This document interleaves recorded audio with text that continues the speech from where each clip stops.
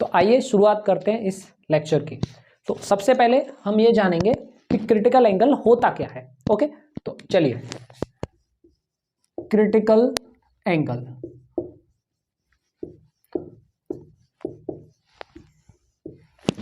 Critical angle देखिए क्या होता है। कोई दो मीडियम है, ये रेयरर मीडियम है और ये है denser medium.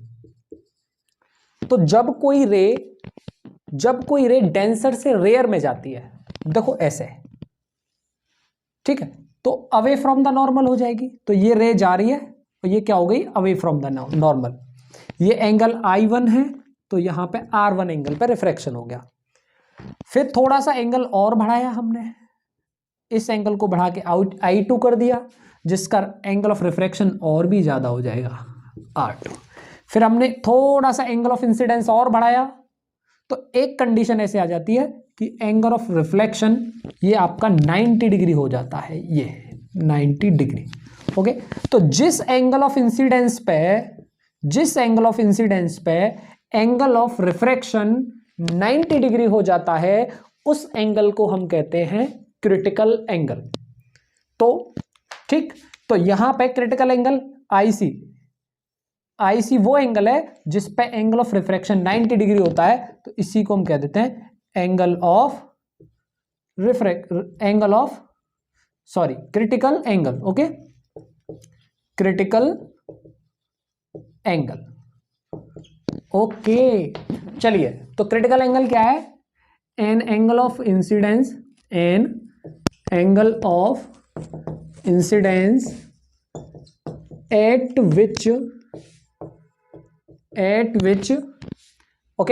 at which angle of refraction becomes 90 degree. Okay, और ये कब? जब डेंसर टू रेयर रे जा रही हो। कब जा रही हो? Denser to rare. ओके, तो डेंसर टू रेयर के केस में ऐसा होगा। ओके, तो ठीक, तो चलिए, अच्छा, अब देख लेते हैं थोड़ा सा इसका मैथमेटिक्स। ठीक है,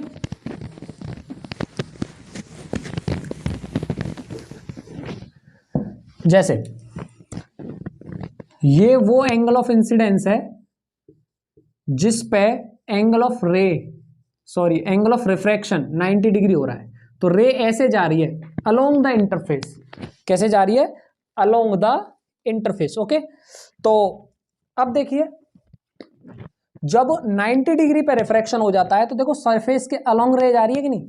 तो इस फिनोमेना को हम ग्रेजिंग इमर्जेंस भी कहते हैं। क्या कहते हैं? Grazing emergence. ओके, जब एंगल ऑफ रिफ्रैक्शन 90 डिग्री का हो जाता है, तो रे उस इंटरफेस के अलोंग चली जाती है, तो इस फिनोमेना का नाम हमने ग्रेजिंग इमर्जेंस भी होता है। ओके, चलिए, तो यहां पे स्नेल्स लॉ लगाएंगे। तो ये मीडियम तो मैंने बताया डेंसर होगा, क्योंकि रे डेंसर से रेयर जानी चाहिए, और ये रेयरर होता है। ओके, ठीक, तो चलिए अब इस सरफेस पे स्नेल्स लॉ लगाते हैं। स्नेल्स लॉ, इसका रिफ्रैक्टिव इंडेक्स मान के चलो μ2 है और इसका रिफ्रैक्टिव इंडेक्स μ1 है। तो स्नेल्स लॉ कैसे लगाएंगे कि मैंने बताया था स्नेल्स लॉ लगाना। तो अकॉर्डिंग टू स्नेल्स लॉ, तो स्नेल्स लॉ कैसे? जैसे ये μ2 है, तो लो जी, μ2 इंटू ये IC है, तो साइन IC इक्वल टू क्या करेंगे?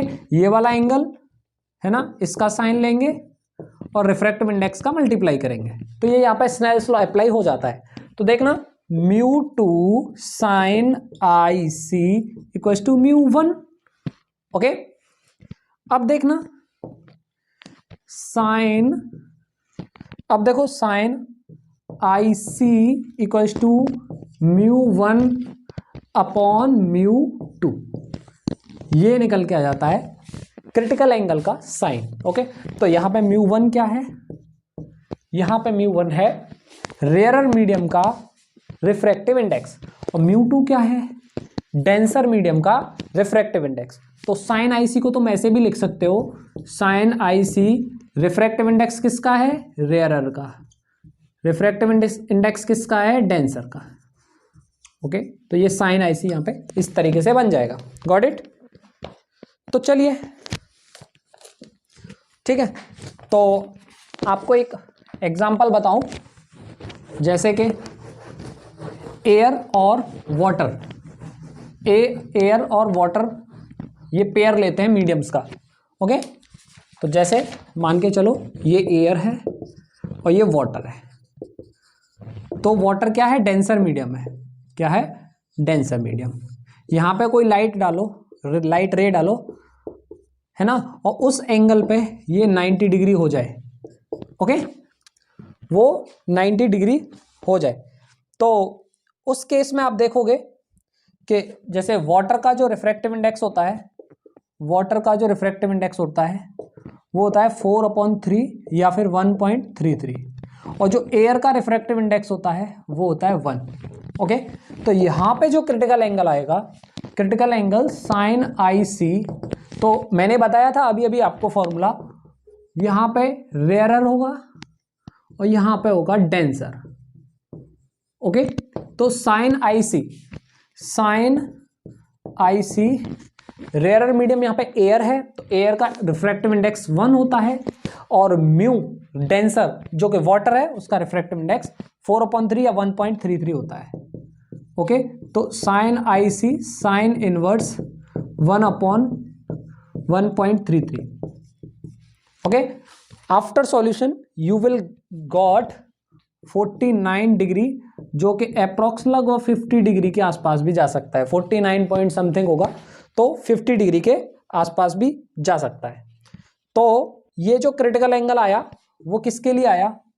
वाटर के लिए। Okay, this critical angle is for water. इसका मतलब ये है कि अगर आप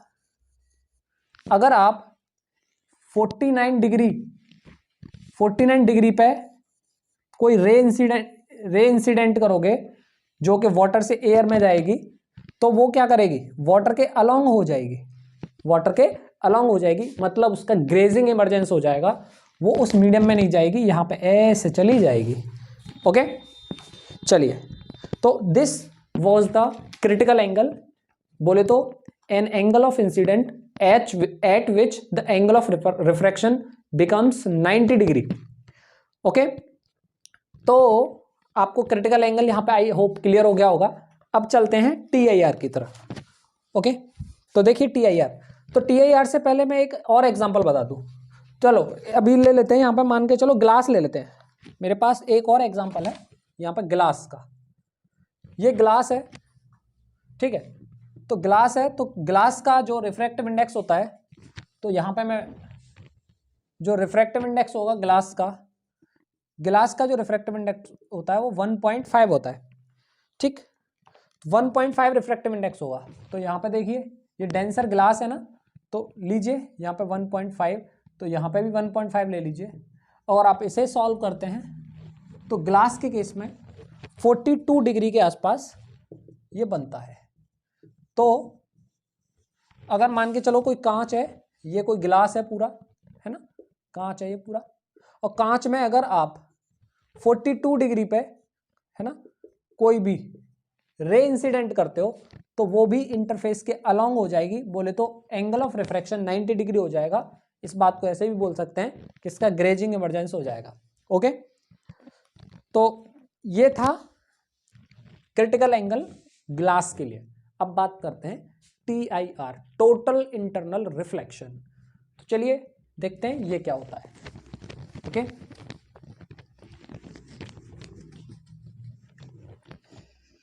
हाँ, total internal reflection. Okay, total internal reflection. वाह, अब देखो क्या होता है, जैसे मान के चलो ये है इंटरफेस, यहां पे है एयर और यहां पे है कोई वाटर। अभी मैं इनको जनरलाइज कर दूं तो इसको रेयरर कह दो और इसको कह दो डेंसर। ओके, चलो ये नॉर्मल हमने ड्रॉ कर लिया, this is the normal. Okay, अगर डेंसर मीडियम से कोई रे डालते हो, ओके, रे डालते हो तो वो ऐसे हो जाएगी, थोड़ा सा और ज्यादा एंगल बढ़ा दो तो वो ऐसे चली जाएगी। थोड़ा सा और एंगल बढ़ा दो तो वो ऐसे हो जाएगी, मतलब ये वाला जो एंगल होगा ये होगा क्रिटिकल एंगल। अगर आपने क्या किया कि जो रे इंसिडेंट कर रहे हो वो इस वाले एंगल से ज्यादा एंगल पे कर रहे हो, देखो यहां पे इंसिडेंट कर दी, तो अब क्या होगा, अब ये होगा कि ये रे ऐसे नहीं जाएगी, अब ऐसे ही लौट के उसी मीडियम में वापस आ जाएगी। तो अब यहां पे कोई भी रिफ्लेक्शन नहीं है, अब यहां पे ये रिफ्लेक्शन है। अब यहां पे रिफ्लेक्शन हो गया, मतलब जिस मीडियम से रे जा रही है उसी मीडियम में वापस आ रही है, तो ये रिफ्लेक्शन हो जाता है यहां पे। ओके, तो अब इसी फिनोमेना को हम क्या कह देते हैं, total internal reflection, TIR। Okay, when, है ना, for denser to rare, okay, for denser to rare, when angle of incidence, angle of incidence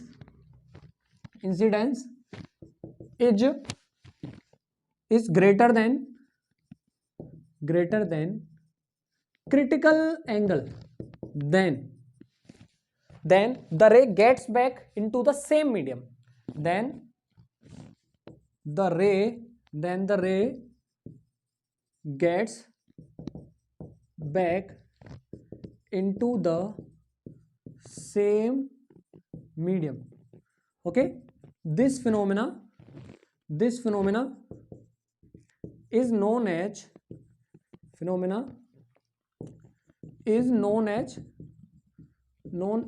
TIR, total internal reflection.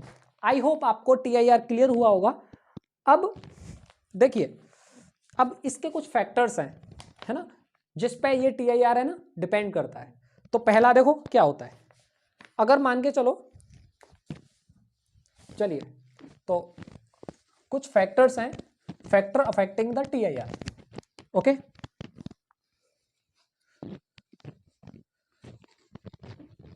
देखो मैं जब ये कह रहा हूं कि TIR कब होता है, जब 90 डिग्री से क्रिटिकल एंगल ज्यादा हो। TIR कब होगा, जब एंगल ऑफ इंसिडेंस किसी भी रे का क्रिटिकल एंगल से ज्यादा हो। ठीक है, तो क्रिटिकल एंगल किस फैक्टर्स पर डिपेंड करता है, तो उसकी चर्चा करते हैं। ओके,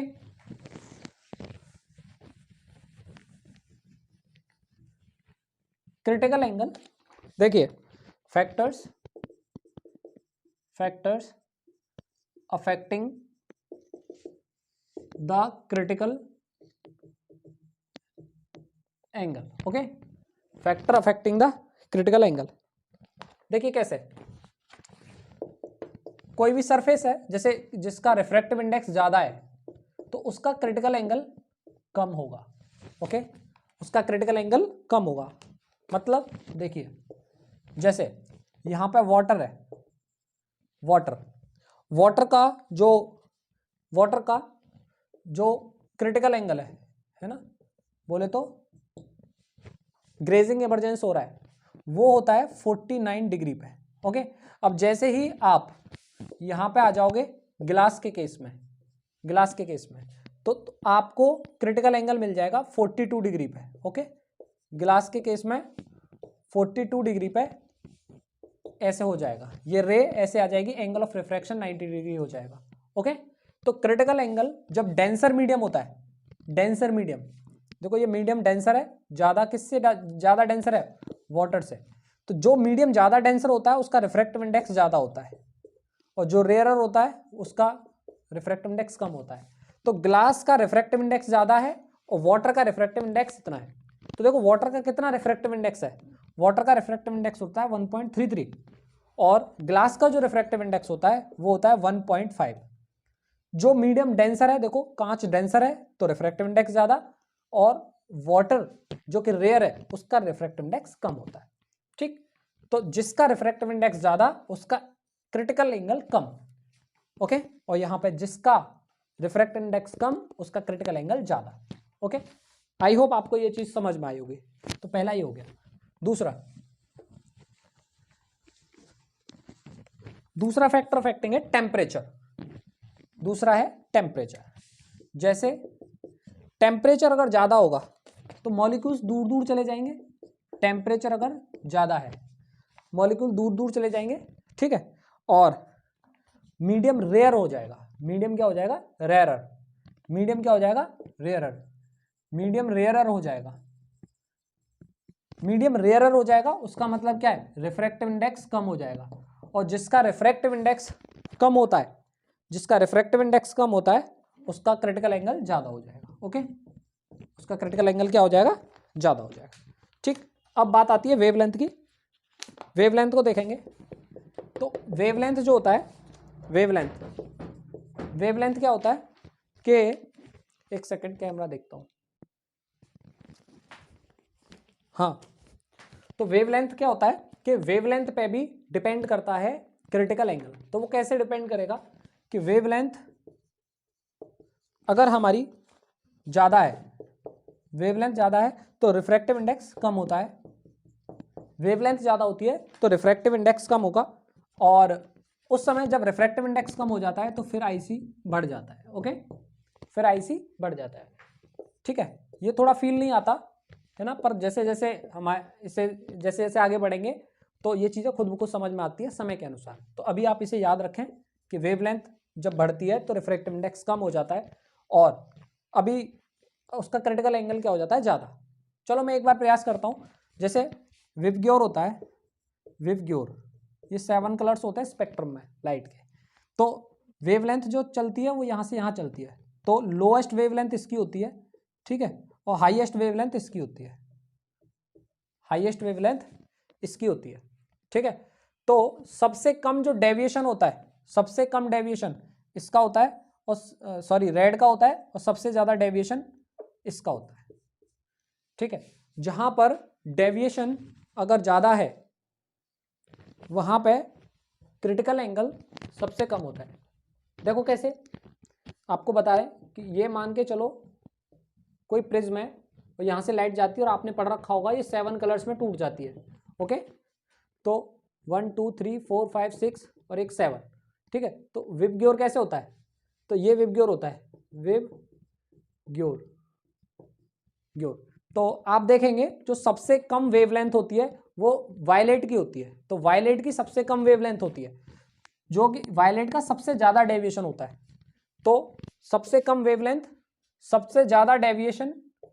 ओके, और वेवलेंथ कम के लिए मैं आपको पहले भी बता चुका हूँ कि इस केस में तो जिसका सबसे ज़्यादा डेविएशन होता है तो उसी केस में क्रिटिकल एंगल सबसे कम होता है। ओके, क्रिटिकल एंगल सबसे कम होता है वायलेट के केस में। ओके, और इसका वाइस वर्सा रेड के केस में आ जाएगा। रेड के केस में जो डेविएशन होगा वो सबसे कम होगा, और इसका जो क्रिटिकल एंगल होगा वो क्रिटिकल एंगल सबसे ज़्यादा होगा। ओके, ये याद रख लेना अगर इसमें फील ना आए तो। ठीक है, कुछ चीज़ें समय के साथ अपने आप आती हैं समझ। ठीक, नेक्स्ट, अब इस TIR का एप्लीकेशन देखते हैं। ओके, TIR का एप्लीकेशन, चलिए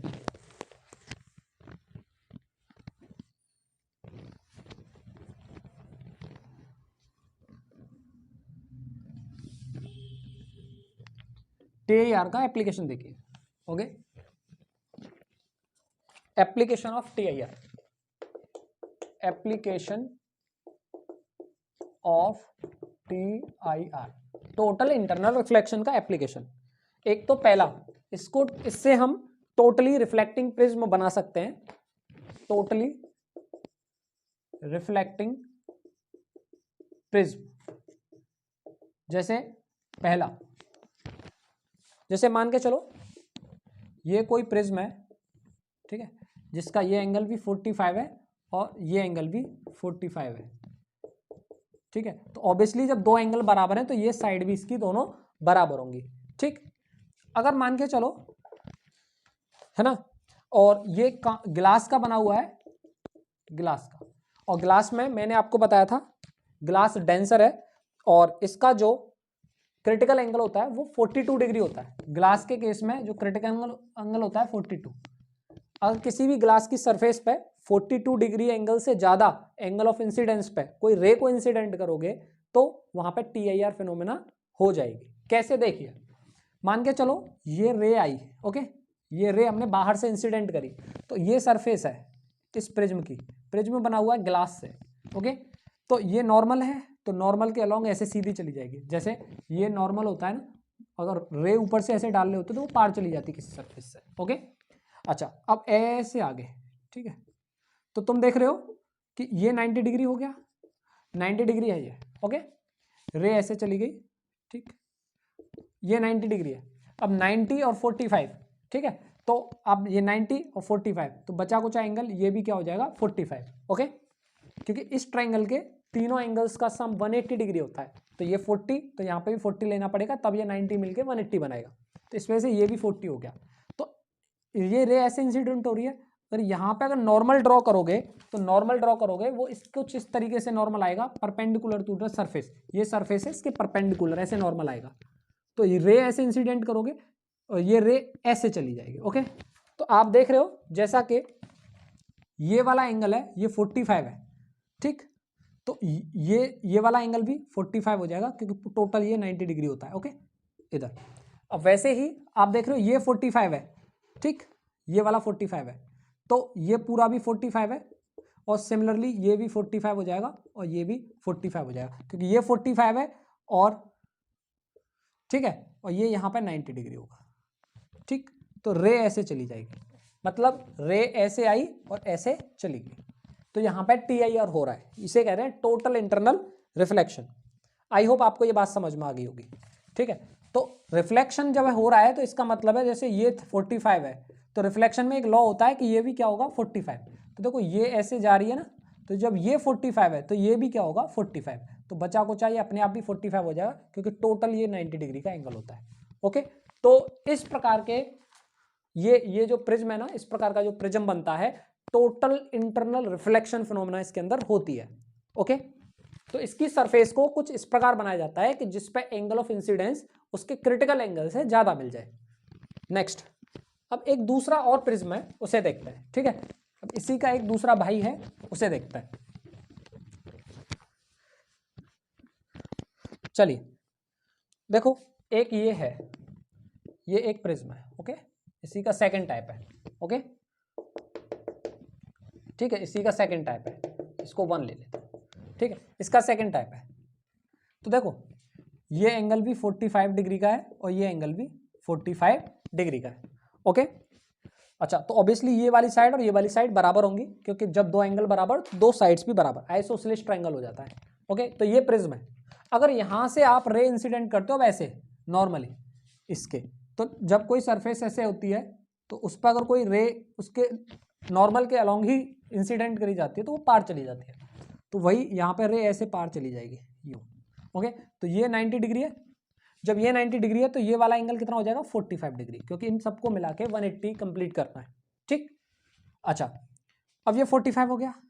अब 45 क्या होता है, 45 होता है वो क्रिटिकल एंगल से ज़्यादा होता है, क्योंकि कांच के लिए जो क्रिटिकल एंगल होता है वो 42 डिग्री होता है, तो यहाँ पे 45 डिग्री मिल गया, ज़्यादा मिल गया कि नहीं, तो क्रिटिकल एंगल से ज़्यादा एंगल मिल जाता है, वहाँ पर TIR हो जाता है, टोटल इंटरनल रिफ्लेक्शन हो जाता है।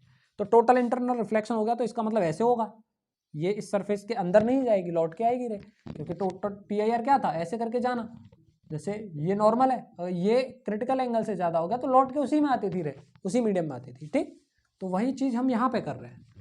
आई होप आपको ये क्लियर हो रहा होगा, ओके। देखिए ये रे ऐसे आएगी, अब इस सरफेस से ये कोलाइड कर रही है, तो ये नॉर्मल हो गया, क्या हो गया नॉर्मल, तो ये 45 है तो ये भी 45 होगा, जब ये 45 है तो ये 45 होगा, क्योंकि रिफ्लेक्शन का ये लॉ होता है कि जितना ये एंगल है उतना ही ये एंगल होगा, I=R, ठीक, I=R, ओके। तो वही चीज यहाँ पे, अब ये रे, अब देखो यहाँ पे नॉर्मल ऐसे ड्रॉ करो, तो ये 45 है, ठीक, ये 45 है, तो ये भी क्या होगा 45, ये 90 है ही, तो ऑब्वियसली ये भी क्या हो जाएगा 45, जब ये 45 है तो ये भी 45, अब यहाँ से ऐसे करके ये रे यूँ जाएगी, ठीक, तो ये भी क्या हो जाएगा 45, क्योंकि यहाँ पे फिर क्या है, ये 45 इंसिडेंस मिल रहा है कि नहीं, ये 45, जब ये 45 मिल रहा है तो इसका मतलब है कि ये 45, इसका मतलब है ये फिर दोबारा से TIR होगा, क्योंकि 42 से ज़्यादा होता है 45, तो यहाँ का मतलब ये है कि फिर इंटरनल रिफ्लेक्शन हो जाएगा, ये रे ऐसे जाके फिर उसी मीडियम में वापस आएगी, ठीक है। तो ये एंगल फिर दोबारा से 45 हो जाएगा और ये पार ऐसे चला जाएगा। ओके, तो जिस टेक्नोलॉजी में हमें एक रे को ऐसे लेके जाना हो वापस इस तरीके से लाना हो, तो वहां पे हम इस टेक्नोलॉजी का उपयोग कर सकते हैं। ये साइंस वहां पे यूज की जा सकती है। ओके, चलिए नेक्स्ट एक और क्वेश्चन लेते हैं, एक और इसी टाइप का। अब हमने अभी तक तो 45 एंगल लिए थे, है ना। अब हम एंगल चेंज करेंगे, एक को 30 और एक को 60 करेंगे और फिर देखेंगे क्या होता है। ओके, चलिए अब ये थर्ड टाइप का बनाते हैं। ठीक, तो जैसे ये है, ठीक, तो इसे ले लो 30 डिग्री और इसे ले लेते हैं 60 डिग्री। ओके, 30 डिग्री ले लेते हैं और इसे ले लेते हैं 60 डिग्री, तो ये तो 90 है। ठीक, अच्छा, अब रे को इस तरीके से इंसिडेंट करते हैं। ठीक, तो जब नॉर्मल से जाती है तो सीधा सीधा ऐसे चली जाएगी। ओके, ये 90 डिग्री है ही। ठीक, अच्छा, अब तुम देखोगे कि यहाँ पे इंसिडेंस कैसे बनेगा, तो 90 ये है और 30 है, तो इस पर नॉर्मल ड्रॉ करो। ठीक, तो ये कितना होगा, 90 और 30 120 और 180 कंप्लीट करने के लिए कितने की जरूरत है, 60 की। ओके, तो ये 60 हो गया। ओके, जब ये 60 हो गया तो ये कितना होगा, ये हो जाएगा 30 डिग्री। क्या हो जाएगा, 30 डिग्री, क्योंकि ये पूरा मिला के 90 कंप्लीट करना है ना। ठीक, क्योंकि ये पूरा मिला के 90 होता है। ओके ओके, 30, तो ये एंगल ऑफ इंसिडेंस अब क्या है, ये 30 डिग्री है। और 30 डिग्री क्या है बेटा, ये आईसी से छोटा है। बोले तो 45 डिग्री 42 डिग्री होता है ना, ये ग्लास का प्रिज्म है। किसका है, ग्लास का। और ग्लास में जो आईसी की वैल्यू होती है वो 42 डिग्री होती है। तो ये 42 डिग्री से कम का एंगल ऑफ इंसिडेंस मिल रहा है यहाँ पे। तो एंगल ऑफ इंसिडेंस 42 डिग्री से कम मिल रहा है, क्रिटिकल एंगल से कम मिल रहा है, तो यहाँ पे TIR नहीं होगा। तो ये रे कहीं ऐसे चली जाएगी अवे, ऐसे, क्योंकि 90 नहीं बनेगा, 90 से कम का ज़्यादा का एंगल नहीं मिलेगा, इस वजह से ये रे ऐसे चली जाएगी। ओके, ये रे ऐसे चली जाएगी। तो इस प्रकार का वहाँ पे कंडीशन बन जाएगी। ओके, आई होप तुम्हें यहाँ पे बात क्लियर हो रही होगी। अगर ऐसे में कोई बोल दे कि ये जो रे बाहर, मान के चलो TIR नहीं हो रहा, तो यहाँ पे क्या होगा, नो TIR, नो TIR, कोई भी TIR नहीं हो रहा।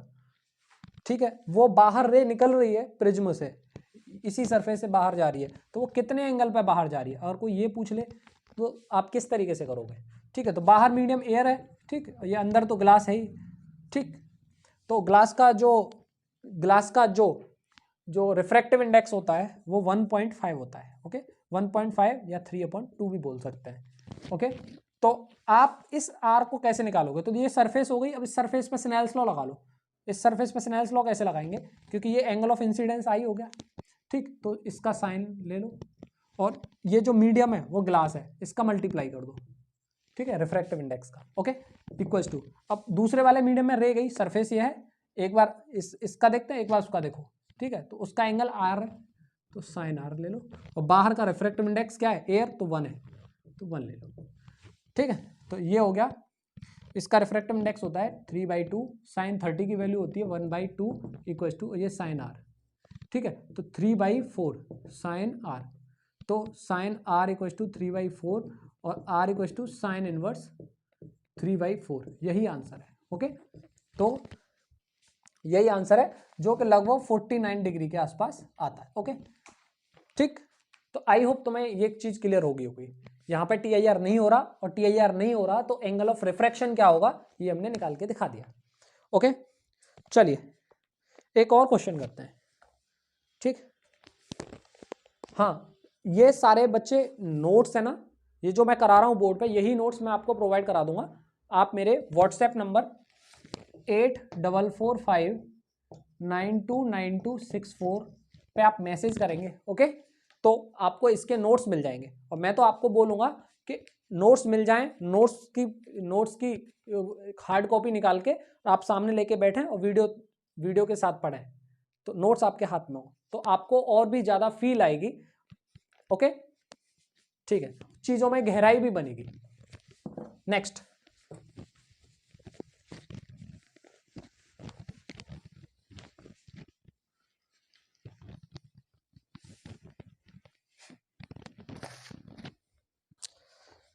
हाँ, नेक्स्ट देखिए,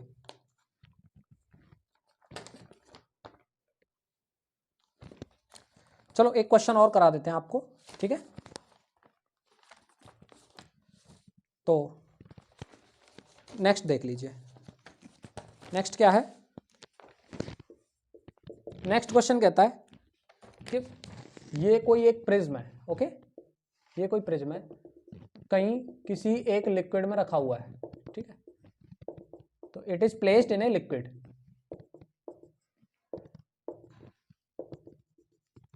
ठीक है, ये लिक्विड में रखा हुआ है और ये इक्विलेटरल प्रिज्म है, ठीक है, इसके सारे एंगल्स 90 डिग्री है, सॉरी 60 डिग्री है, ठीक है, और यहां से ये नॉर्मल ड्रॉ किया है, ये इसका सरफेस है, नॉर्मल के अलोंग एक रे जाती है ऐसे, ठीक है, जैसे नॉर्मल के जैसे ये नॉर्मल है और इसी के अलोंग रे डालोगे तो वो पार चली जाती है, ठीक है, तो नॉर्मल के अलोंग रे डालती है, ठीक, तो ये 90 डिग्री हो गया, ठीक, जो भी होगा, ठीक, आपसे पूछ रहा है फिर रे है ना, रे ऐसे चली जाती है, रे ऐसे चली जाती है, तो आपको पूछ रहा है कि जो जो बाहर लिक्विड है ना, बाहर लिक्विड है, ठीक, तो एक तो ये प्रिज्म का आपको क्रिटिकल एंगल बताना है, तो प्रिज्म का क्रिटिकल एंगल बताना है, ठीक है, फॉर प्रिज्म, ठीक है, तो ये जो हो रहा है ना ग्रेजिंग इमरजेंस दे रखा है कि इसका जो हो रहा है वो ग्रेजिंग इमरजेंस हो रहा है, ठीक, अच्छा, एक तो आपको इस प्रिज्म का क्रिटिकल एंगल बताना है और दूसरा बताना है ये जो लिक्विड है ना, ये जो लिक्विड है इसका रिफ्रैक्टिव इंडेक्स बताना है, ओके, इस लिक्विड का रिफ्रैक्टिव इंडेक्स बताना है, ठीक है, तो आइए इसे कैसे करते हैं जानेंगे, ठीक है, तो देखिए जैसा कि हाँ, तो देखिए जैसे ये डेंसर है, ये जो प्रिज्म है ये डेंसर है और बाहर कोई लिक्विड है वो रेयर है, ठीक है, तो इस सरफेस पे देखिए, इस सरफेस पे क्या हो रहा है, इस सरफेस पे ये हो रहा है कि जब रे को ऐसे डाल लें तो ये तो 90 हो ही गया, ऊपर 60 गिवन है, तो 90 और 60 हो जाते हैं 150, 90 और 60 जब 150 होते हैं, ठीक है, 90 और 60 150 होते हैं, तो ये कितना एंगल हो जाएगा, 30 डिग्री होना चाहिए, ठीक है, क्योंकि 180 कंप्लीट करना है इस वाले ट्रायंगल में, ओके, तो ये 30 डिग्री हो जाएगा। अच्छा, अगर इसे नॉर्मल ले लें आप लोग, ऐसे से नॉर्मल ले लें, ठीक, तो ये वाला एंगल कितना हो जाएगा, ये वाला एंगल हो जाएगा 60 डिग्री, कितना हो जाएगा 60 डिग्री, क्योंकि कंप्लीट करना है 190 डिग्री, ओके, तो 60 डिग्री, तो इसका मतलब क्या है कि एंगल ऑफ इंसिडेंस क्या हो गया 60 डिग्री हो गया, तो एंगल ऑफ इंसिडेंस क्या है 60 डिग्री है। देखो 60 डिग्री पे कोई जो ग्रेजिंग इमरजेंस हो रहा है 60 डिग्री पर, इसका मतलब 90 डिग्री मिल रहा है, तो 60 डिग्री वो एंगल है जिस पे एंगल ऑफ रिफ्रैक्शन 90 डिग्री हो रहा है, तो इसका मतलब ये कि यहाँ पे क्रिटिकल एंगल ही 60 डिग्री है, ओके, जब 60 डिग्री पे ग्रेजिंग इमरजेंस हो रहा है बोले तो 90 डिग्री पे रेव जा रही है, तो इसका मतलब है क्रिटिकल एंगल ही क्या है 60 डिग्री है, क्योंकि क्रिटिकल एंगल की डेफिनेशन क्या बताई थी अभी मैंने, क्रिटिकल एंगल की डेफिनेशन बताई थी an angle of incidence at which the angle of refraction becomes 90 degree, तो ये वही तो एंगल है जिस पे एंगल ऑफ रिफ्रैक्शन 90 डिग्री हो रहा है, तो इसका मतलब है ये बात हमें पहले से ही पता चल गई कि क्रिटिकल एंगल क्या दे रखा है। अब ये जो प्रिज्म है ना, ये जो प्रिज्म है मेरे मुंह से निकली है कि ये ग्लास का बना हुआ है, तो अभी ऐसा इस क्वेश्चन में क्लैरिफाई नहीं है, ठीक है, तो ये प्रिज्म है, बस किसी भी मटेरियल का बनाओ, तो ये सिर्फ एक प्रिज्म है, ठीक, तो इसका मतलब है इस प्रिज्म के लिए, ठीक है, इस प्रिज्म के लिए जो क्रिटिकल एंगल आया तो वो 60 डिग्री ही क्रिटिकल एंगल रहेगा, ओके।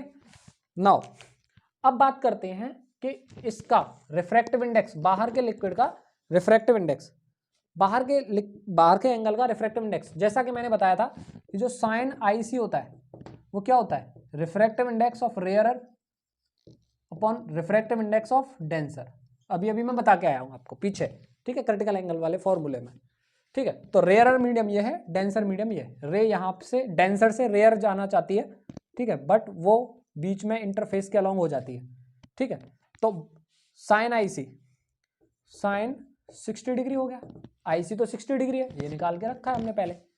अच्छा, रेयरर मीडियम क्या है, कोई लिक्विड है ये बाहर का, तो इसका रिफ्रैक्टिव इंडेक्स हमें नहीं पता, जो कि हमें फाइंड करना है, ओके, ये रहा। अच्छा, डेंसर मीडियम है, ओके, और डेंसर मीडियम जो है, ठीक है, उसका रिफ्रैक्टिव इंडेक्स हमें यहाँ पे दे रखा है, जो कि मैंने नहीं लिखा, ठीक है, तो लिख लो भले इसे कि यहाँ पे जो रिफ्रैक्टिव इंडेक्स है, जो कि मैंने नहीं लिखा है बेटा, √2 है। ओके, ये गिवन है। ओके, गिवन है, ये गिवन है। Refractive index of prism is given here √2। वो जरूरी नहीं है कि वो किसी और मटेरियल का बना है, ठीक है, ठीक है। अगर ये ग्लास का बना होता प्रिज्म तो रिफ्रैक्टिव इंडेक्स वही दिया होता 1.5। ग्लास का नहीं है, इसका मतलब √2, √2 का मतलब होता है 1.414, ठीक है। तो वो किसी और चीज का बना हुआ प्रिज्म है। तो यहाँ पर रेयरर मीडियम का, ठीक है, तो μL, इसे हम लिक्विड कह रहे हैं ना, लिक्विड के लिए L यूज किया है। तो mu denser is what, mu denser is what √2। Okay, √2, तो 60 डिग्री, ओके, साइन 60 डिग्री की वैल्यू होती है √3/2। √2 को क्रॉस मल्टीप्लीकेशन में इधर ले जाएंगे तो म्यू ऑफ लिक्विड, तो म्यू ऑफ लिक्विड क्या हो जाएगा, तो इससे ये √2 टाइम्स कट जाएगा और √3/2 यहाँ पे ये इसका लिक्विड का रिफ्रैक्टिव इंडेक्स आ जाएगा, जो कि रिक्वायर्ड रिजल्ट है। Okay, this is the solution. Now अब एक बहुत ही अच्छा टॉपिक डिस्कस करेंगे, ठीक है। यहाँ पे हमारा TIR खत्म हो जाता है और बोर्ड लेवल पे इससे अलग कोई क्वेश्चन नहीं जाएगा। ओके, और कहीं ना कहीं हमने इसमें नीट का भी हल्का सा टच लिया है, तो नीट वाले बच्चे भी देखें और बेस उनका बहुत अच्छे से क्लियर होगा। ओके,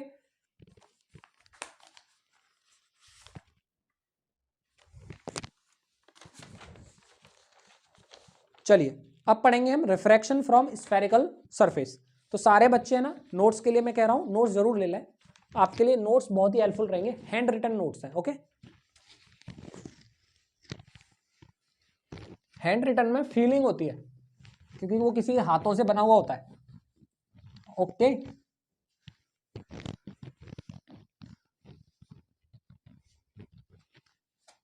आपके अपने हैंड रिटन नोट्स होंगे ना, उसमें फीलिंग होगी, आपने उसे अपने तरीके से बनाया होगा, ठीक है। चलिए, रिफ्रैक्शन फ्रॉम स्फेरिकल सरफेस,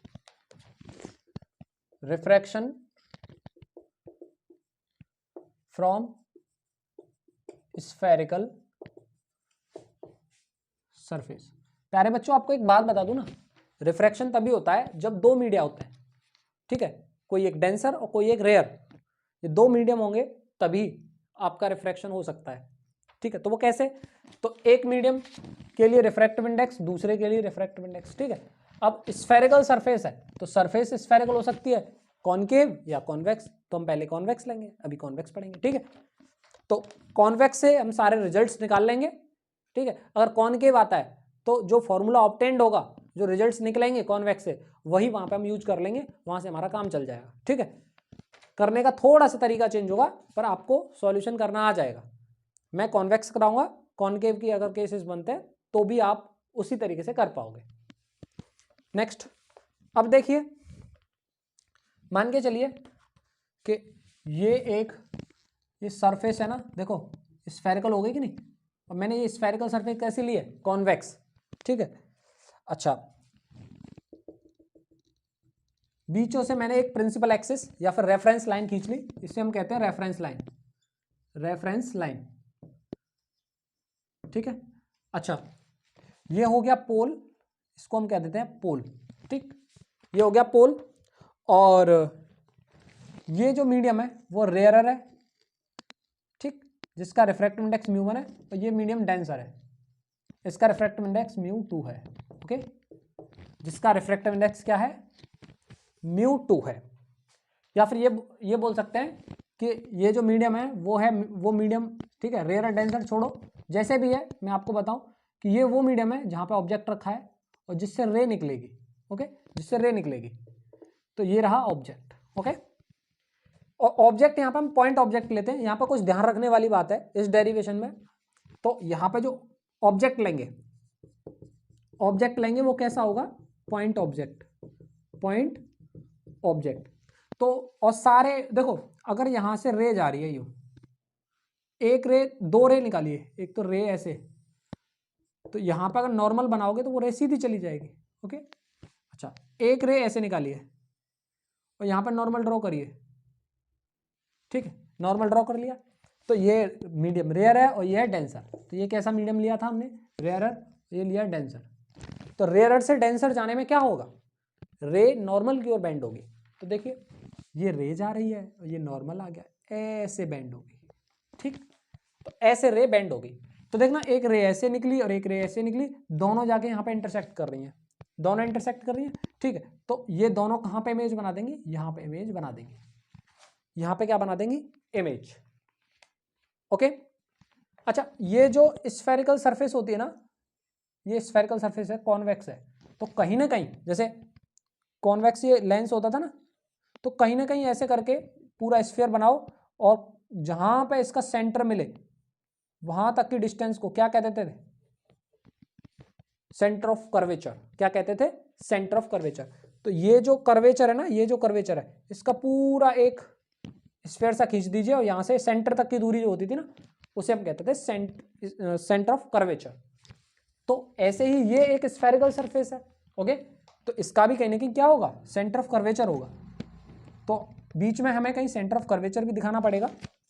तो देखिए ये सेंटर ऑफ कर्वेचर दिखा दिया। और ये जो नॉर्मल होता है ना, नॉर्मल, तो नॉर्मल जब भी आप बनाओ, ठीक है, तो ये रे जाएगी ना, तो नॉर्मल आप इस प्रकार बनाओ कि वो सेंटर ऑफ कर्वेचर से जाए। अब रे को वहीं इंसिडेंट कराओ, रे तो ऐसे ऐसे हर जगह पे जा रही हैं, ठीक है, रे तो हर जगह पे जा रही हैं, बट आप दो रे को लेके चलो। एक तो रे वो जो इस नॉर्मल पे गिरे, जो कि नॉर्मल सेंटर ऑफ कर्वेचर से जा रहा है, और एक जो रे, ठीक है, सीधी इधर साइड में जा रही है इसके नॉर्मली, ओके।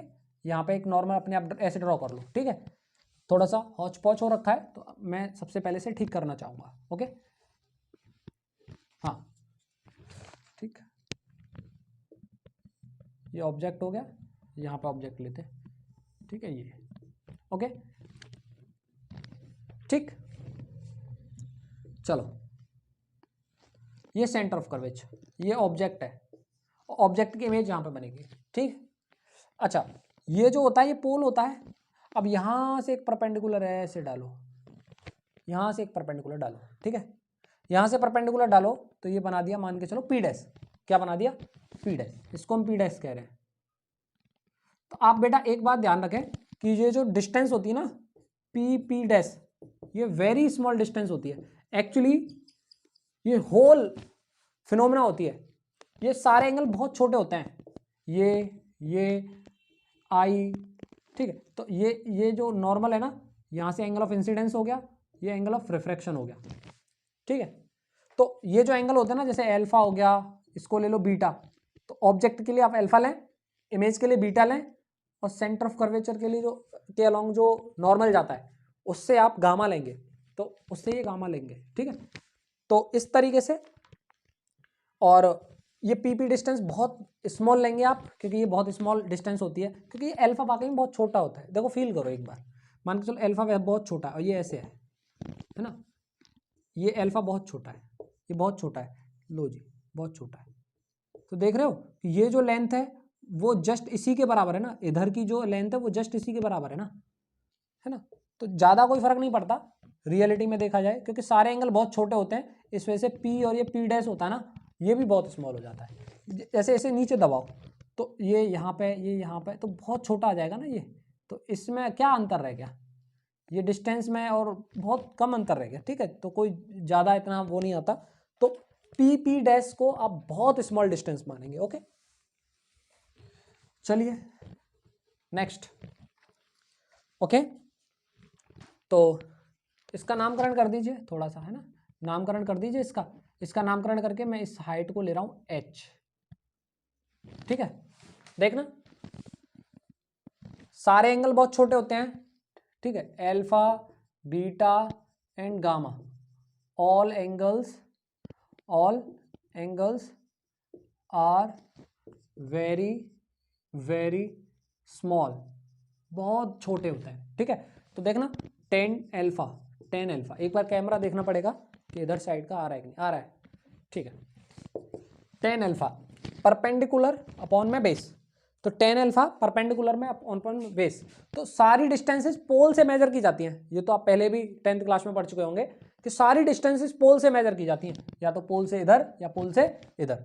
अच्छा पोल ये है, रेज इधर जा रही हैं, रेज इधर जा रही हैं, तो पोल से इधर की सारी डिस्टेंसेस को है ना, हम पॉजिटिव लेते हैं। अच्छा, इधर की डिस्टेंसेस देखो, रे के अपोजिट है ना, रे के अपोजिट है, रे उधर जा रही है और इधर की सारी डिस्टेंसेस लेफ्ट में है, तो लेफ्ट साइड की सारी डिस्टेंसेस को हम नेगेटिव लेते हैं, ठीक है। This is the sign convention. तो यहाँ पे जो पोल से सारी डिस्टेंसेस ली जाएंगी, तो distances, all distances will be measured from pole with sign convention, okay. तो यहां से ऑब्जेक्ट डिस्टेंस तो u लेते आए हैं पहले से, ठीक है, तो ये ऑब्जेक्ट डिस्टेंस हम u लेंगे और यहां पे इमेज बन रही है कहीं, तो ये इमेज डिस्टेंस को v लेंगे, ठीक है। देखना, this is the tan alpha, perpendicular upon base, perpendicular upon में बेस, बेस क्या है, ऑब्जेक्ट डिस्टेंस क्या है, लेफ्ट में, रे उधर जा रही, इसका मतलब माइनस u, ठीक है। tan बीटा क्या है, tan बीटा, तो मैं थोड़ा सा देखूं एक बार इधर साइड में और कितना आ सकता है, ठीक है। जैसा कि सारे एंगल बहुत छोटे हैं, तो जब एंगल बहुत छोटे हैं ना, जब व्हेन थीटा वेरी स्मॉल, तो थीटा को हम क्या लिख सकते हैं, tan थीटा या फिर sin थीटा, ऐसे लिख सकते हैं।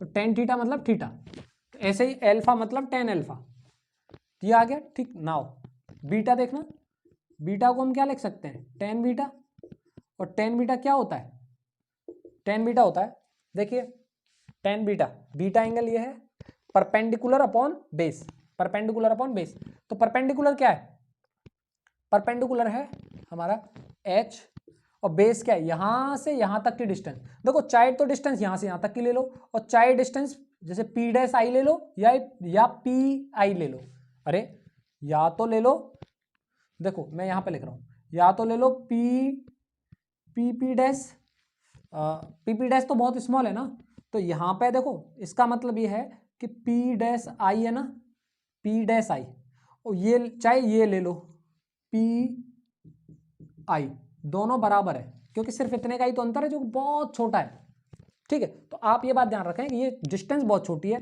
चाहे तो p डैश आई ले लीजिए चाहे p आई ले लीजिए, कोई फर्क नहीं है, ठीक। तो यहाँ पे ये बात आपको समझ आनी चाहिए। तो परपेंडिकुलर अपॉन बेस, तो p डैश आई क्या है, v इमेज डिस्टेंस है, तो image distance p dash I ले लीजिए चाहे इमेज डिस्टेंस p आई ले लीजिए, बात एक ही है, बहुत ही माइन्यूट सा अंतर है दोनों में, ठीक है। तो देखना कितना है, v पॉजिटिव आएगा, v क्योंकि वो पोल के इधर है, ठीक है। तो आई होप आपको ये चीज क्लियर हुई होगी। अब नेक्स्ट एक और चीज देखो ना, अगर कोई बोले गामा, टेन गामा, तो देखना गामा क्या है, परपेंडिकुलर अपॉन में बेस, ओके। तो परपेंडिकुलर अपॉन में बेस h, बेस क्या है, p डैश सी हो या pc हो, बात वही है, क्योंकि p डैश बहुत छोटी डिस्टेंस मानी हमने पहले से, ठीक है। तो आप देखेंगे कि ये जो है वो रेडियस ऑफ कर्वेचर है, मैंने बोला ना ये सेंटर ऑफ कर्वेचर है, तो इस वजह से हम इसको r से डिनोट करेंगे, ठीक। तो this is the r, okay. चलिए ये बात समझ में आई, वेरी गुड। अच्छा, हमें एक्चुअली इसमें करना क्या है, हमें करना ये है कि μ1 μ2, ठीक है, और ये जो सरफेस है ना, स्फेरिकल जो सरफेस है, इसका radius of curvature, object distance और v, इनमें रिलेशन निकालना होता है। इस डेरिवेशन में हमें क्या करना होता है, इन सब में रिलेशन निकालना होता है, ठीक है। तो हम वहीं पहुंच रहे हैं, ठीक। तो इस सरफेस पे आके देखना एक चीज, एक I है और एक R है, इस सरफेस पे स्नेल्स लॉ लगाएंगे, तो देखिए ना स्नेल्स लॉ कैसे लगेगा, इसका refractive index μ1 sin I, okay. अब देखो इस वाली सरफेस का μ2 sin R, ओके। जैसा कि हम जानते हैं I और R की वैल्यू को हमें लिखना है, ठीक है। तो कैसे लिखेंगे, I वाला ट्रायंगल ले लो, ऐसे है कि नहीं, I वाला ट्रायंगल, तो ये तो I है, ठीक है, I ये है, यहाँ पे C है और ये अल्फा है, ठीक है। तो I ये गामा, ठीक है। तो इंटीरियर एंगल्स का सम एक्सटीरियर के बराबर होता है कि नहीं, तो आई इक्वल्स टू यहाँ पे अल्फा प्लस गामा हो जाएगा। क्या हो जाएगा? I equals to alpha plus gamma. तो अब इसी चीज को हम देखो यहां पे लिख सकते हैं mu one sine alpha plus gamma. बेटा मैं आपको पहले भी बता चुका हूं कि सारे एंगल यहाँ पे छोटे हैं, आई हो चाहे आर हो चाहे अल्फा हो चाहे बीटा हो चाहे गामा हो, तो थीटा लिख लो चाहे साइन थीटा लिख लो, बात तो वही है। तो साइन थीटा लिख लो चाहे साइन आई लिख लो चाहे आई लिख लो, तो बात वही है। तो मैं साइन को हटा रहा हूं यहाँ से, ठीक है। तो साइन आई को मैं आई लिख सकता हूँ, लीजिए आई लिख दिया, सिर्फ मल्टीप्लाई साइन। ऐसे साइन आर है, इसको मैं आर लिख सकता हूँ, लीजिए ये भी मैंने लिख दिया, ठीक। तो ये आई हो गया, ओके। अच्छा आई मैंने आपको बता दिया, ये आई है ना, दोनों इंटीरियर एंगल से बराबर होता है, तो एल्फा प्लस गामा, अब ये भी बताया, ठीक। Mu two. अब देखो आर है, ध्यान से देखना आर, आर कैसे है। हाँ ये आर, देखो आर वाला केस ये है कि ये दोनों इंटीरियर हो गए, देखो ऐसे ही तो है, ये आर हो गया और ये क्या हो गया बीटा, और ये क्या है गामा, ठीक है। तो यहाँ पे तुम देख रहे हो ये दोनों इंटीरियर है और एक्सटीरियर गामा है, तो गामा किसके बराबर होगा? आर प्लस बीटा के। ये प्रॉपर्टी होती है ट्रायंगल की, ठीक। तो आर को अगर निकालेंगे, यहाँ से आर को निकालेंगे तो क्या होगा? आर को निकालेंगे तो गामा माइनस बीटा करना पड़ेगा, ओके। तो हम यहाँ पे सिंपल सा आर की जगह पे गामा माइनस बीटा लिख सकते हैं, ओके। चलिए जी, आखिरकार हमें लगाना ये स्नेल्स लॉ ही था, हमें स्नेल्स लॉ ही लगाना था। अब अल्फा बीटा गामा इनको तो हमने पहले ही निकाल के रखा है जरूरत के हिसाब से, क्योंकि इनकी जरूरत पड़ेगी, तो हमने वो पहले ही निकाल के रख लिया है, ठीक। तो चलिए पुट करिए, alpha is what? Alpha H upon minus u plus gamma is what? H upon R, H upon R, okay. तो ये म्यू टू है। अच्छा gamma, gamma is what? H upon R minus beta, beta is what? H upon v, H upon v, okay. I hope आपको ये clarity आ रही होगी, ठीक। Simple सी calculation है। अगर h में यहां से कॉमन लूं, यहां से भी लूं, तो बाहर h आ जाएगा, तो मैं यहाँ डायरेक्ट यहाँ पे h बाहर निकाल सकता हूं। तो देखिए 1 1 और h को यहाँ पे लिख लो, सेम हम यहाँ पे कर सकते हैं, दोनों में h है तो यहाँ पे h कॉमन ले लीजिए, 1 1 यहाँ पे h, तो इस वाले h से ये वाला h खत्म, ओके। अब म्यू वन का इधर मल्टीप्लाई और म्यू टू का इधर मल्टीप्लाई, ठीक है। तो u और v को एक तरफ लेके आइए, r वालों को एक तरफ लेके जाइए, तो म्यू वन देखो ये है म्यू वन, देखो mu one upon minus you, okay. अब देखो म्यू टू अपॉन वी है और ये माइनस का है, तो इधर लेके आएंगे तो प्लस का हो जाएगा, प्लस का, तो म्यू टू अपॉन में वी, ये वाला माइनस यहां पे लिख दो, ठीक, ओके। इक्वल्स टू ये म्यू टू अपॉन आर है, म्यू टू अपॉन में आर, ठीक है। अब ये वाला mu one upon minus you है, तो ये तो हमने कर लिया। अब आर का इधर करते हैं, तो म्यू वन आर, इसको इधर लेके जाएंगे तो माइनस हो जाएगा mu minus mu one upon R, तो आर दोनों का एक ही लिख दो, ठीक। तो इस तरीके से ये रिलेशन निकल के आ जाता है। यहाँ पे ध्यान रखने वाली ये बात एक है, ध्यान क्या रखने वाली बात है, तो ये रिलेशन आपको आई होप समझ में आ गया होगा, ठीक है। और यहाँ पे ध्यान रखने वाली बात क्या है वो देखना, ये रे ऐसे जा रही है और एक रे ऐसे जा रही है, दोनों इंटरसेक्शन कर रही है कि नहीं, तो ये रियल इमेज बनती है। यहाँ पे कैसी बनती है? रियल। कभी कभी ऐसा भी होता है कि रे इंटरसेक्शन ना करे, उस केस में क्या होगा? तो आपको यहाँ पे एक बात समझने की है, वो ये है कि जब u ये है यहाँ पे u, तो u कैसा है? नेगेटिव, तो u क्या है? नेगेटिव, और यहाँ पे ही v क्या है?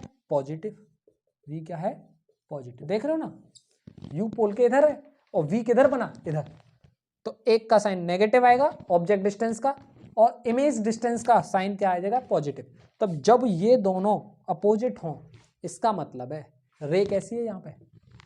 यहाँ पे इमेज कैसी है? रियल है, रियल इंटरसेक्शन से मिलकर बन रही है इमेज। आई होप आपको ये बात समझ में आ रही होगी। तो यहाँ पे रियल इमेज फॉर्म्ड होगी, कैसी होगी? Real image formed. आया समझ? आई होप आपको जरूर समझ में आया होगा ये। तो यहां पे रियल इमेज बनी, ठीक, तो रियल इमेज यहां पे बन गई। नेक्स्ट अब देखिए, अगर ये रे इंटरसेक्ट ना करें दोनों तो क्या होगा, तो कैसी इमेज बनेगी, चर्चा करते हैं, ठीक है। आई होप आपने ये सब समझ लिया होगा, ठीक है जी। स्क्रीनशॉट वाले स्क्रीनशॉट भी ले सकते हैं, ओके। चलिए मिटाता हूं। तो यहां पे ये रियल का केस पढ़ लिया हमने, कैसा पढ़ लिया, रियल का केस पढ़ लिया, ओके। ये था रियल का केस। रियल में ध्यान रखना यू और वी दोनों क्या होते हैं, अपोजिट होते हैं। और μ1 क्या है, जहां से रे निकली, और μ2 क्या है, जहां पे रे पहुंची। तो इस बात से याद रखना, जहां से रे निकली मतलब वो मीडियम μ1 लेना है, जहां पे रे पहुंची वहां पे मीडियम μ2 मानना है। सारे कैलकुलेशंस में आप वैसे ही करना जैसे बोलते जा रहे हैं, ओके। ज्यादा इजी रहता है, हमने 3-4 तरीके और भी देख रखे हैं, पर ये ज्यादा तरीका सही रहे, ठीक है। नेक्स्ट,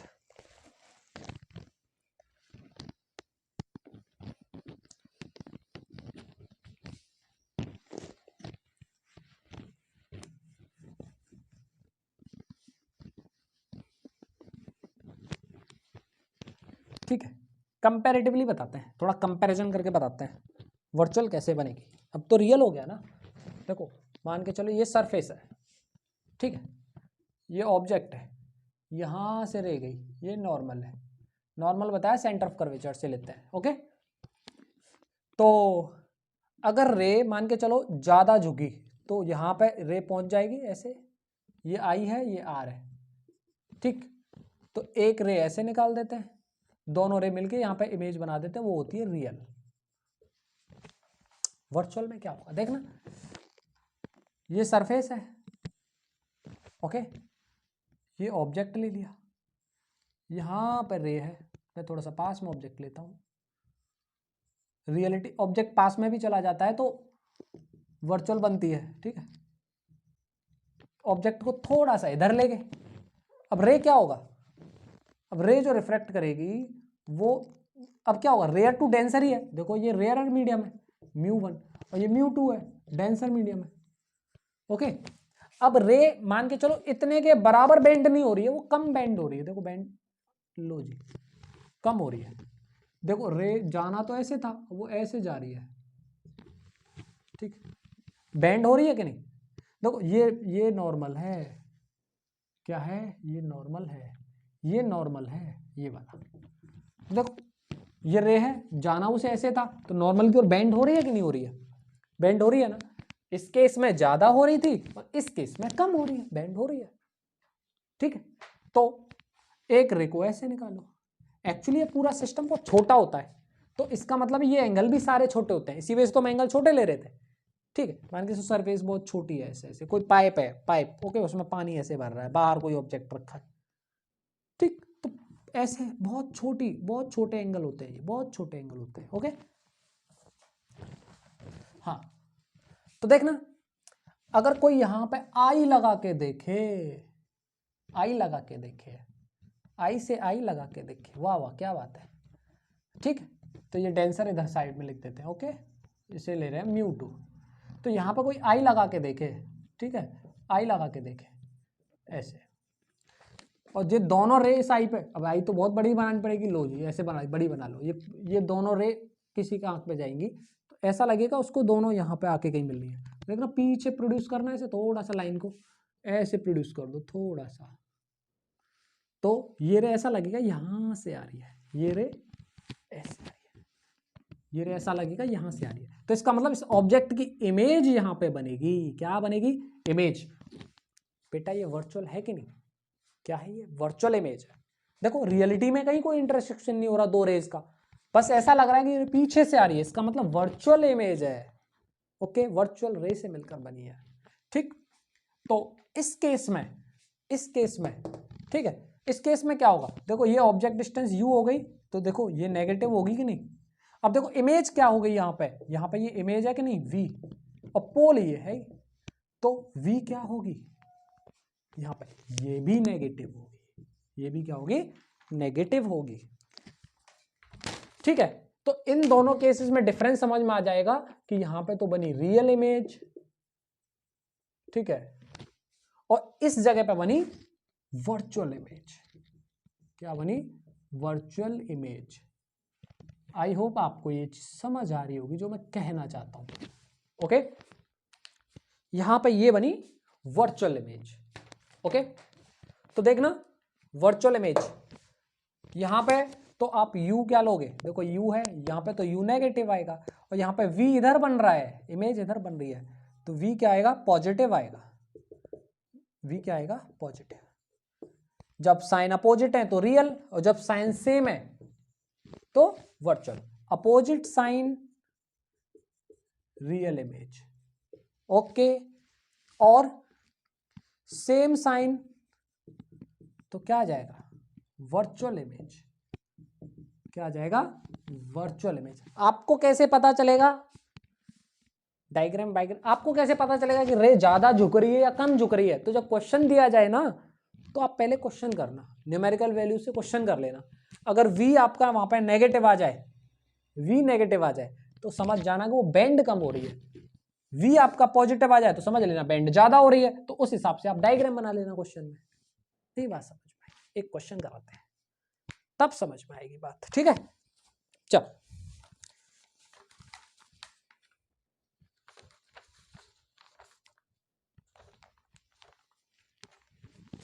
मिटा दें, मिटा दें, चलो मिटा ही रहे हम।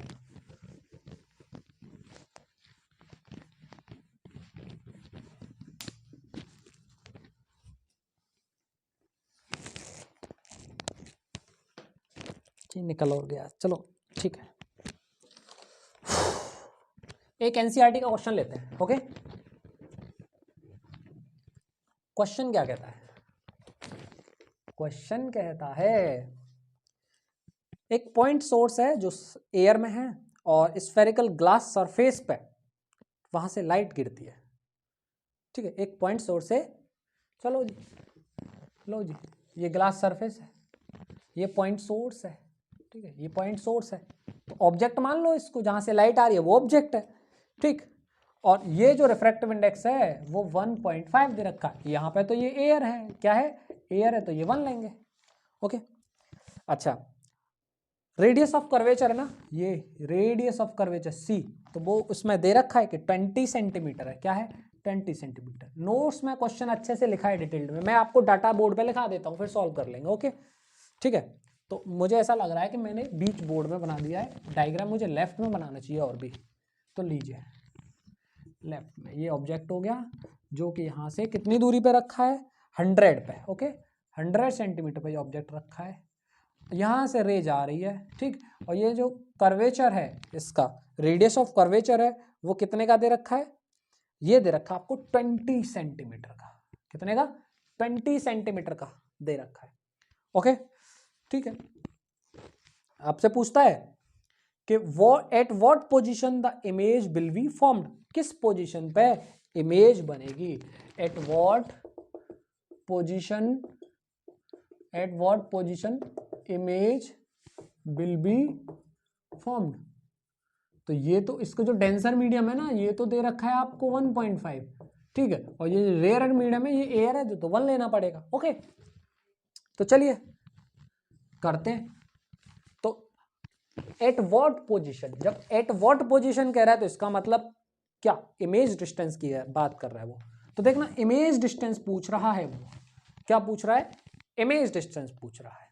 तो देखो, इमेज डिस्टेंस ये हमें बतानी है, ठीक है। दूसरा, at what position image will be formed, और what will be its nature, what will be its nature, और इसका नेचर क्या होगा? रियल या वर्चुअल, ठीक। समझते हैं, करते हैं। आइए इस क्वेश्चन को देखो बेटा, हमें यहां पे गिवन चीजें लिख लो। गिवन डाटा μ1 रेयर मीडियम का रिफ्रैक्टिव इंडेक्स, μ2 1.5, u दे रखा है -100 सेंटीमीटर, v दे रखा है कितना? कुछ नहीं निकालना है, v निकालना है। ओके, r दे रखा है, r आर क्या दे रखा है 20 सेंटीमीटर। भाई 20 सेंटीमीटर क्या पॉजिटिव, क्योंकि ये पोल है और पोल से इधर और इधर ही जा रही है रे की डायरेक्शन की डिस्टेंस है ये, रेडियस ऑफ कर्वेचर, इसमें से पॉजिटिव सेंटीमीटर। ओके, ये मैंने नेगेटिव लिया क्योंकि रे इधर जा रही है, पोल के इधर की डिस्टेंसेस है ना रे के अपोजिट है, तो इसका मतलब वो नेगेटिव लेके पड़ेंगे। ओके चलिए अब देखिए फॉर्मूला लगाते हैं क्या। हाँ, μ2/v माइनस μ1/u, ठीक है, इक्वल्स टू μ2 माइनस μ1 में r। ओके, तो μ2 क्या है 1.5, v निकालना है, μ1 क्या है 1, u कितना है -100। ओके, μ2 क्या है 1.5, μ1 क्या है, μ1 है हमारा 1 और r कितना है 20 प्लस का 20। ओके ठीक है, तो ये माइनस इसको प्लस करेगा, लीजिए यहां पे क्या बचेगा, आधे में से एक जाता है तो आधा बचता है, ये 20 हो गया, यहां से पॉइंट हटाओ, यहां पे एक जीरो बढ़ाओ, ठीक है, तो इस वजह से ये हो गया। ओके, कैलकुलेशन समझ में आ रही है? ठीक है, मैं दोबारा से एक स्टेप और बढ़ा के लिख देता हूँ, कोई बात नहीं है, ठीक है, तो ये 0.5/20, इसको इधर ले आए -1/100। ओके चलो, तो 1.5/v इक्वल्स टू ये 0.5/20, तो मैं ऊपर नीचे दोनों में 10 का मल्टीप्लाई कर दूंगा तो पॉइंट हट जाएगा, नीचे 200 हो जाएगा। ओके, -1/100, अगर आप देखोगे तो 200 एलसीएम आएगा, तो 5 माइनस कितना बना 2, 1.5/v। ओके, तो 1.5v इक्वल्स टू कितना बचा 3/200। ओके, अगर ये आधा है, दो बार इसमें डिवाइड चला जाएगा, 1.5 से ये 2 टाइम्स कट जाएगा, अब 2 से ये 100 टाइम्स कट जाएगा, तो 1/100 आ गया, तो इसका मतलब है कि 1/v इक्वल्स टू 1/100। तो सिंपल सा आप इसे निकालोगे तो v इक्वल्स टू क्या आ जाएगा 100 सेंटीमीटर। प्लस में आ रहा है या माइनस में, प्लस में आ रहा है या माइनस में, प्लस में आ रहा है, क्या आ रहा है प्लस में आ रहा है। बेटा बात करना अब जो हम बता रहे थे आपको उसकी, मैंने क्या कहा था, u क्या हो नेगेटिव और v क्या आ जाए पॉजिटिव, तो वहां पर रे इमेज कैसी बनती है, इमेज बनती है रियल, क्या बनती है real, opposite sign real image. कैमरे में देख लेता हूं कॉर्नर आ रहा है कि नहीं, ठीक है आ रहा है, थोड़ा सा नहीं आ रहा, ठीक है, तो अपोजिट साइन है, तो ये अपोजिट साइन है तो कैसी रे बनेगी रियल बनेगी, क्या बनेगी रियल इमेज बनेगी। आई होप आपको ये समझ आ रही होगी कि रियल इमेज कैसे बनेगी, ऐसे बनेगी रियल इमेज। ओके, तो रियल इमेज आ गई, चलो तो रियल इमेज आ गई, तो इसका मतलब है ध्यान रखना बैंड ज्यादा होगी, ये नॉर्मल ले लो, बैंड ज्यादा होगी और कहीं यहाँ पे इमेज बना देगी, ठीक, ये 20 है तो कहीं ना कहीं 20 फिर यहाँ पे लो। ओके ओके ठीक, तो देख लो मैंने क्या कहा था, जब रियल इमेज बन रही है मैंने ये पता कर लिया तो ये ज़्यादा बैंड हो रही है, अब वर्चुअल इमेज बन रही है तो समझ लेना कि वो बैंड कम हो रही है, पीछे जाएगी इमेज। ठीक है, एक क्वेश्चन वर्चुअल का ले लें, चलिए एक क्वेश्चन वर्चुअल का ले लेते हैं, ठीक है, मिटा दें, चलिए मिटा देते हैं।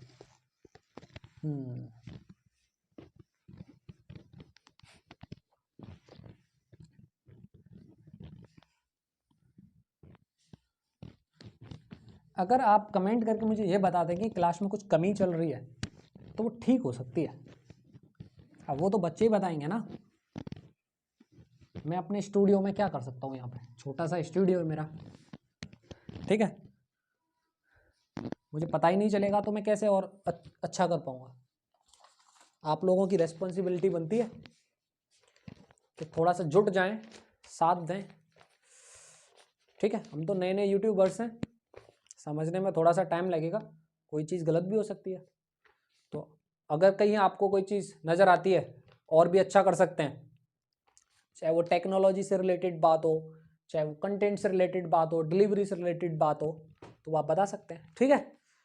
सो कमेंट ज़रूर छोड़ देना वीडियो लेक्चर देखने के बाद। ओके, अभी इस पर बात कर लेते हैं क्वेश्चन की। ओके, देखिए,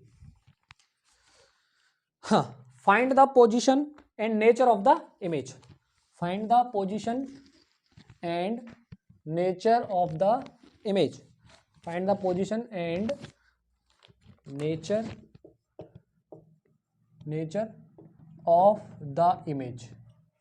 कैसी इमेज बनानी है भैया, देखो रिफ्रैक्शन किस तरीके का हो रहा है, देखो वो ऐसे हो रहा है, कुछ ऐसे हो रहा है कि जो ऑब्जेक्ट है ना, ऑब्जेक्ट रखा है 20 सेंटीमीटर पे, है ना, 20 सेंटीमीटर पे, ये ले लो यहाँ पे, ओके, ऑब्जेक्ट रखा है 20 सेंटीमीटर पे, ये ऑब्जेक्ट हो गया, ठीक।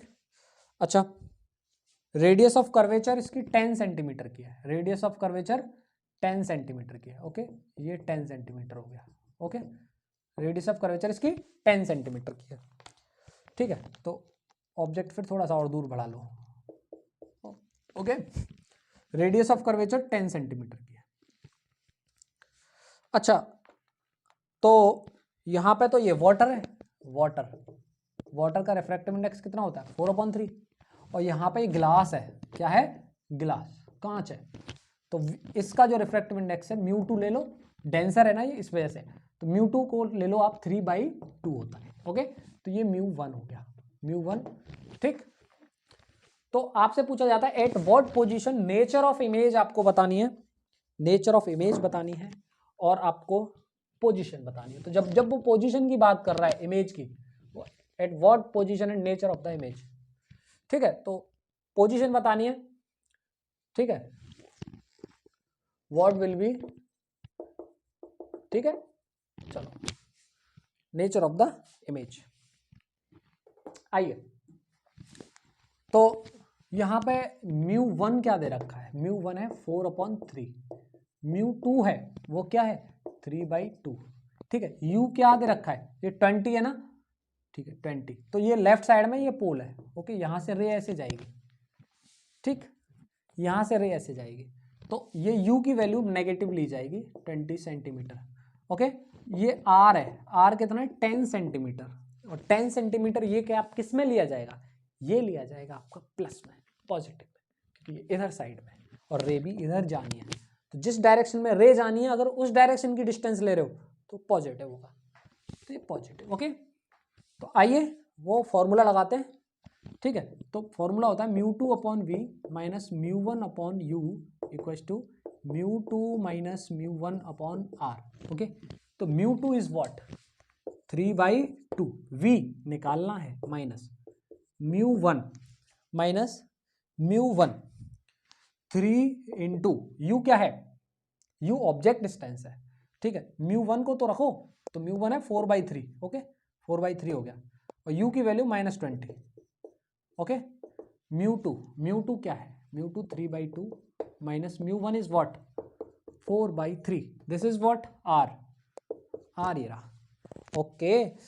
चलिए, तो अब क्या करते हैं, ये माइनस है और ये माइनस है, ये प्लस बना देंगे, गॉट इट, ठीक है, सॉल्व करते हैं, 2v प्लस ये 4/60 हो जाएगा, और ये कितना हो जाएगा 3 3 जा 9, 4 2 जा 8, 9 में से 8 जाते तो 1/6 हो जाएगा, ओके, 1/6 हो जाएगा, ये 1/6 और नीचे 10 है, तो आप इसे जब सॉल्व करोगे 3/2v, और ये से सॉल्व करोगे तो 1/60, अब इसको आप उधर ले जाओगे तो -4/60, ओके, ये इस तरीके से हो जाएगा, तो 3/2v इक्वल्स टू, देखना बेटा 60 क्या ले लो एलसीएम, तो 1 - 4 हो जाएगा, 1 - 4 - 3 होता है 60 में आ जाएगा, तो 3/2v, तो देखना 3 से 3 खत्म, ओके, तो क्रॉस मल्टीप्लिकेशन करोगे तो 60 इक्वल्स टू -2v, ओके, तो v इक्वल्स टू 2 से ये कट जाएगा 30 टाइम्स, और माइनस में 30 आ जाएगा,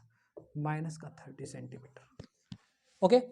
तो जैसा कि आपको यहाँ पे दिख रहा होगा कि आपने u जो लिया था वो नेगेटिव था, देखो u रे ये रहा नेगेटिव, ओके, आपका जो v आया वो क्या आया, वो भी नेगेटिव आया, तो v भी आ गया, वो क्या आ गया नेगेटिव आ गया, इमेज क्या बनेगी, इमेज बनेगी वर्चुअल, क्या बनेगी virtual, same sign virtual image, same sign virtual image, और वर्चुअल इमेज के केस में ये बैंड कम होगी बस थोड़ी सी, जैसे नॉर्मल है थोड़ी सी कम होगी तो ये पीछे कहीं जाके ऐसे इमेज बना देंगे, यहाँ पे इमेज बन जाएगी। ओके, तो पहले कैलकुलेशन कर लेना है।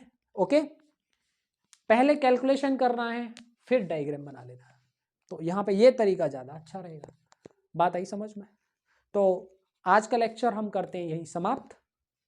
ठीक है, आज का लेक्चर यहीं करते हैं समाप्त। आप प्यारा सा कोई कमेंट दीजिए और बताइए लेक्चर आपको कैसा लगा, और नई शुरुआत है, पूरे जोश के साथ आप लग जाइए। ठीक है।